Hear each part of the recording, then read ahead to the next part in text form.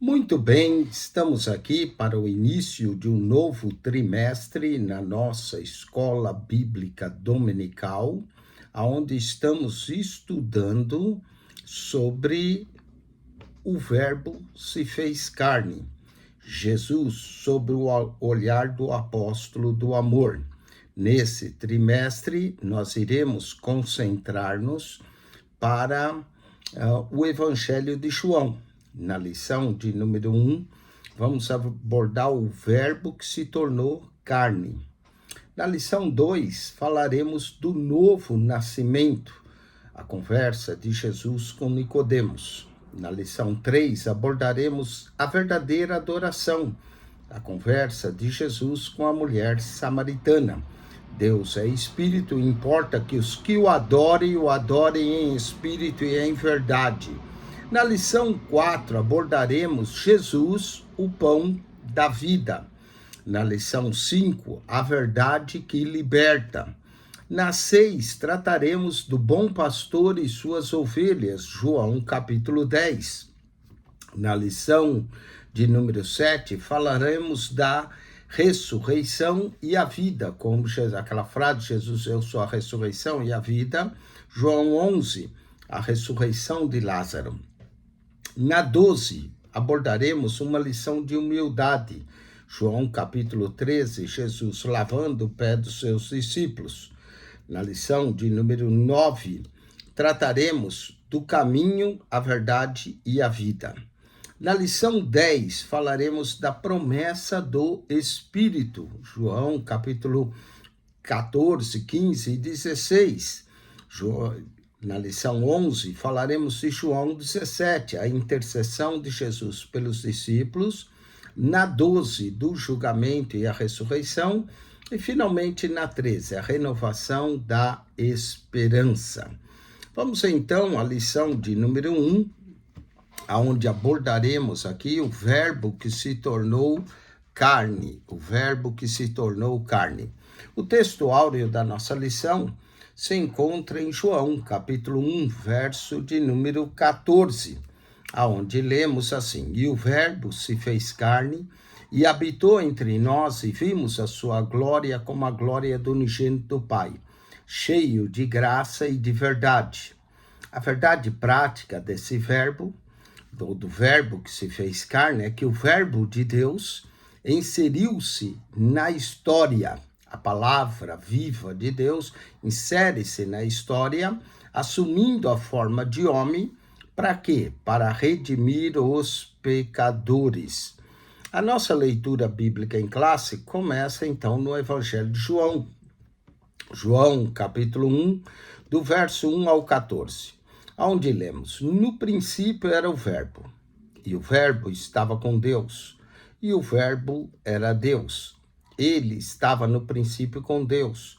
Todas as coisas foram feitas por ele, e sem ele nada do que foi feito se fez. Nele estava a vida, e a vida era a luz dos homens. E a luz resplandece nas trevas, e as trevas não a compreenderam. Houve um homem enviado de Deus, cujo nome era João. Esse veio para testemunho, para que testificasse da luz, para que todos crescem por ele. Não era ele a luz, mas veio para que testificasse da luz. Ali estava a luz verdadeira que alumia todo homem que vem ao mundo. Estava no mundo e o mundo foi feito por ele, e o mundo não o conheceu. Veio para o que era seu, e os seus não o receberam. Mas a todos quantos o receberam, deu-lhes o poder de serem feitos filhos de Deus, aos que creem no seu nome, os quais não nascem do sangue, nem da vontade da carne, nem da vontade do varão, mas de Deus. E o Verbo se fez carne e habitou entre nós, e vimos a sua glória como a glória do unigênito do Pai, cheio de graça e de verdade. Vamos à introdução dessa lição. dizendo que nesse trimestre nós estaremos estudando, e já falamos isso, do Evangelho de João.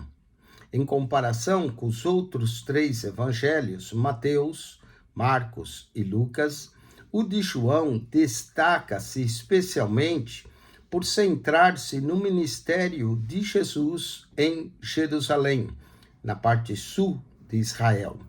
O autor desse evangelho, o apóstolo João, redigiu esse valioso documento com a intenção de revelar a singularidade da natureza divina de nosso Senhor Jesus Cristo e, ao mesmo tempo, encorajar a fé dos seus discípulos para que possamos ser fortalecidos e inspirados na nossa fé em Jesus Cristo, nosso Senhor e Salvador.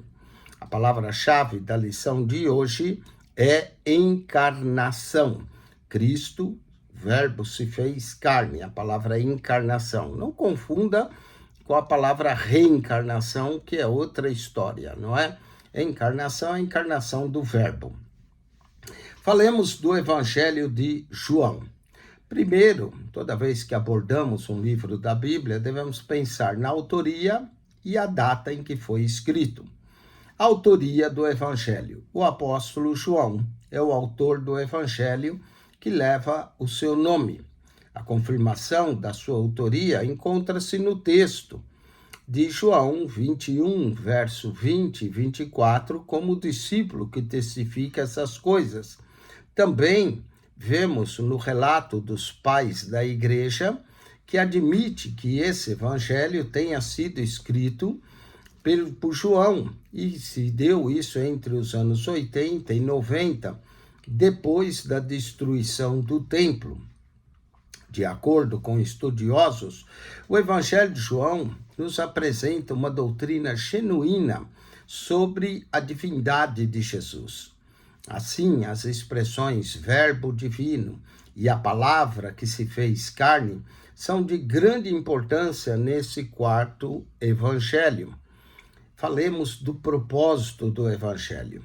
O Evangelho de João tem como um de seus propósitos levar o leitor a crer em Jesus Cristo e que Jesus é o Filho de Deus e que ao crer ele vai poder encontrar a vida no seu nome. João capítulo 20, versículo de número 31.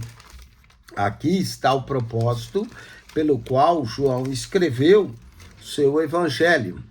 Diz assim: esses, pois, foram escritos para que creais que Jesus é o Cristo, o Filho de Deus, e para que, crendo, tenhais vida em seu nome. Então, não é por acaso que João se refere, na primeira parte do primeiro capítulo, que nós chamamos de prólogo de João, ou seja, a introdução, o início do Evangelho de João, capítulo 1, verso 1 ao 14. E alguns têm desse prólogo até o verso 18. Nesse texto, o apóstolo João apresenta Jesus como filho enviado de Deus ao mundo para fazer parte da história. Houve uma época na história em que o verbo encarnou, assim sendo o Logos, que é a palavra de Deus, ela se torna a palavra encarnada. Falemos ainda da natureza de Jesus. Apesar de o Evangelho de João sublinhar de forma clara a dimensão divina de Jesus, o apóstolo também aborda a sua natureza humana. João capítulo 8, verso 39 e 40, João 9, verso 11, João 4, quando Jesus senta junto ao poço, cansado, com sede. Nesse sentido, aqui o Evangelho não só realça a divindade de Jesus como Filho de Deus, mas também o Evangelho discute a sua humanidade por meio da morte expiatória de nosso Senhor em favor dos pecados da humanidade. Em João, tanto a divindade quanto a humanidade de Jesus são afirmadas, e nós encontramos isso em todo o Evangelho. Então, o Filho de Deus possui aqui duas naturezas: a natureza divina, que é o verbo que se fez carne, e a natureza humana. O Evangelho de João, então, foi redigido com o propósito de nos fazer crer que Jesus é o Filho de Deus, é o Verbo divino, e, por consequência, temos vida nele, temos vida em Cristo Jesus. Vamos ao ponto 2, Jesus, o Verbo de Deus. A revelação que ultrapassa o passado, quando o apóstolo João redigiu a introdução do primeiro capítulo do seu evangelho. João diz: no princípio era o Verbo. É provável que tenha como referência aqui a palavra princípio, Gênesis 1:1. Em Gênesis 1:1 temos o princípio dos céus e da terra. Em João 1:1 temos o princípio passado, quando antes de houver céus e terra, quando o Verbo se encontrava com Deus, e o Verbo era Deus e é Deus. Esse primeiro verso do Evangelho mostra que o Verbo é Deus. E esse princípio está falando de um princípio no eterno passado, de uma existência infinita, ou seja, que não tem começo nem fim. Assim, vai muito além do princípio de Gênesis 1:1, que é o princípio dos céus e da terra. Aqui é o princípio em que Deus estava com Deus e Deus é o Verbo. Falemos ainda da natureza fundamental do Verbo. Tal como Deus é eterno, também o Verbo é. Mais adiante, no livro do Apocalipse, o apóstolo João descreve o Verbo como o Alfa e o Ômega, o princípio e o fim, e diz que o Senhor, que era e que é e que há de vir, o Todo-Poderoso. Apocalipse 1, verso 8. Assim, conforme o seu evangelho, o evangelista apresenta Jesus como o Logo de Deus, a palavra encarnada, que habita entre os homens, enquanto o Verbo encarnado, Jesus é reconhecido por muitos e adorado como Deus. No princípio era o Verbo, João 1:1. Conforme já nos referimos no grego do Novo Testamento, a palavra que se traduz por verbo é logos e significa palavra. O conceito de logos traz consigo a noção de expressão tanto da razão quanto da linguagem. E nesse sentido, a forma mais adequada de compreender esse termo relaciona-se com as maneiras pelas quais Deus se manifesta ao ser humano. Assim, o conceito mais apropriado para logos encontra-se em Jesus, que representa a expressão da divindade, a revelação de Deus. A sinopse do tópico 2 nos apresenta que o Evangelho de João retrata Jesus como o Verbo divino, que se fez presente na história. Falemos agora da encarnação do Verbo. Então, o Evangelho de João é a história desse Verbo divino. E abordemos agora a encarnação do Verbo. A manifestação do Verbo e a luz do mundo. João identifica Jesus como Criador de todas as coisas, mediado pelo Pai através do poder de sua palavra. João, capítulo 1, verso 2 e 3. Todas as coisas foram feitas por ele, e sem ele nada do que foi feito se fez. A seguir, ele faz uma distinção entre luz e trevas. As trevas simbolizam a obscuridade espiritual que é provocada pelo pecado. No entanto, Deus envia João Batista para testemunhar e proclamar sobre a luz divina. A verdadeira luz é Cristo, que alumia a todo homem que vem ao mundo, João 1, verso 4, e que foi anunciado por João Batista, mas que os homens decidiram rejeitar. O privilégio de nos tornarmos filhos de Deus depende de aceitar a Cristo.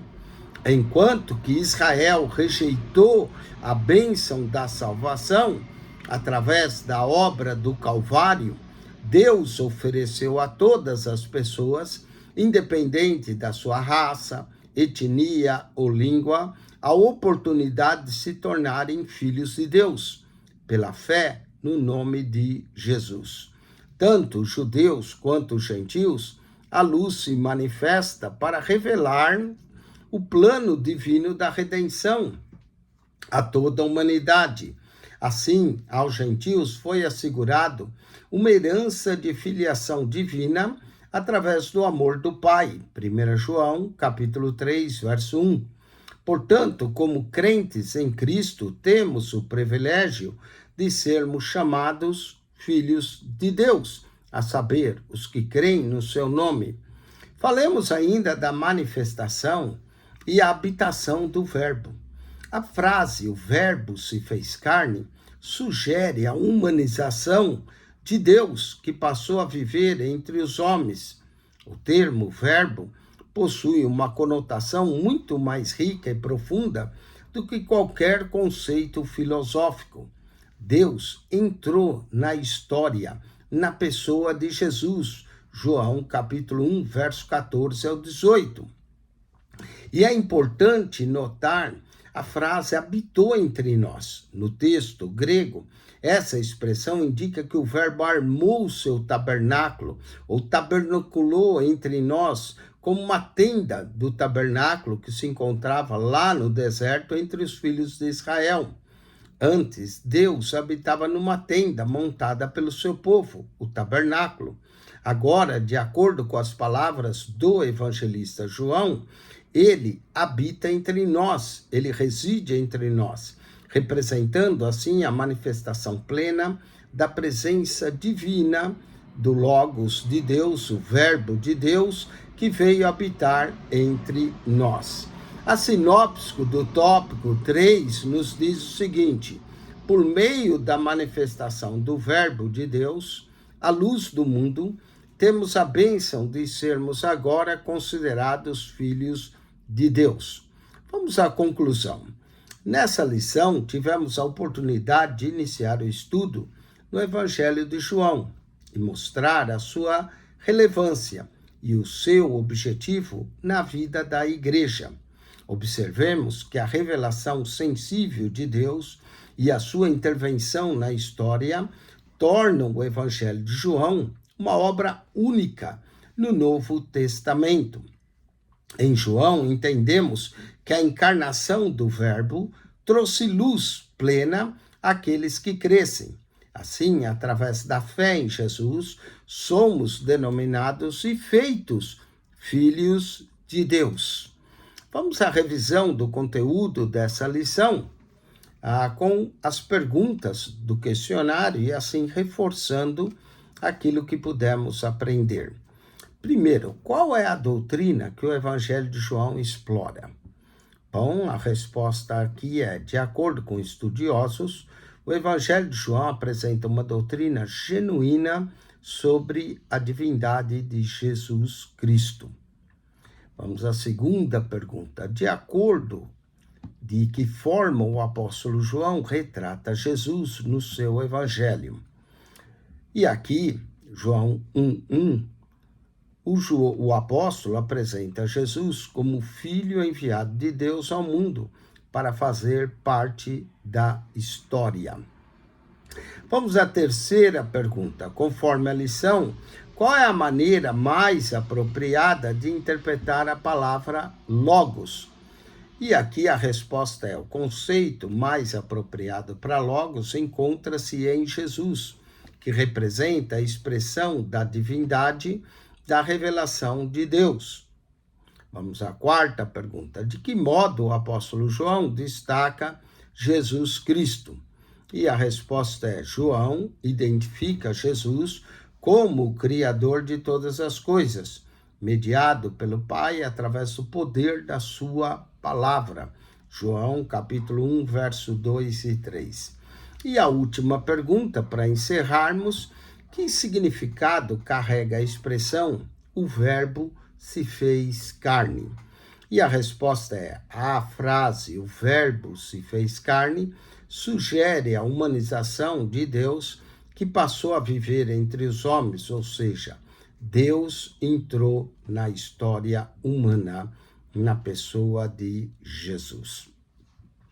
Bom, espero que você tenha gostado dessa lição e que você entenda esse prólogo do Evangelho de João acerca da encarnação do Verbo divino. Aqui há um verdadeiro mistério, um mistério da fé. Deus se fazendo homem na pessoa de Jesus para salvar os homens. Então é uma grande bênção saber o quanto Deus nos amou a ponto de enviar o seu único filho, filho unigênito, para a nossa salvação. O texto áureo da Bíblia é João 3,16, que diz: porque Deus amou o mundo de tal maneira que deu o seu Filho unigênito para que todo aquele que nele crê não pereça, mas tenha a vida eterna. Que Jesus Cristo, Senhor Jesus, possa ser o Senhor da sua história e o Senhor da sua salvação. Deus te abençoe. Semana que vem falaremos da lição 2, o novo nascimento, que quem não nascer de novo não pode ver e nem entrar no reino dos céus. Não perca, estude a semana que vem e aqui acione o nosso canal no YouTube, PR Eugênio Piacentini, o canal da Bíblia. PR Eugênio Piacentini, o canal da Bíblia. Entre no canal, clique naquela foto redonda, vai lhe aparecer um menu, clique no playlist, e ali no playlist você vai encontrar um total de 254 pastas com mais de 7.700 vídeos para você. PR Eugênio Piacentini, o canal da Bíblia. Subscreva.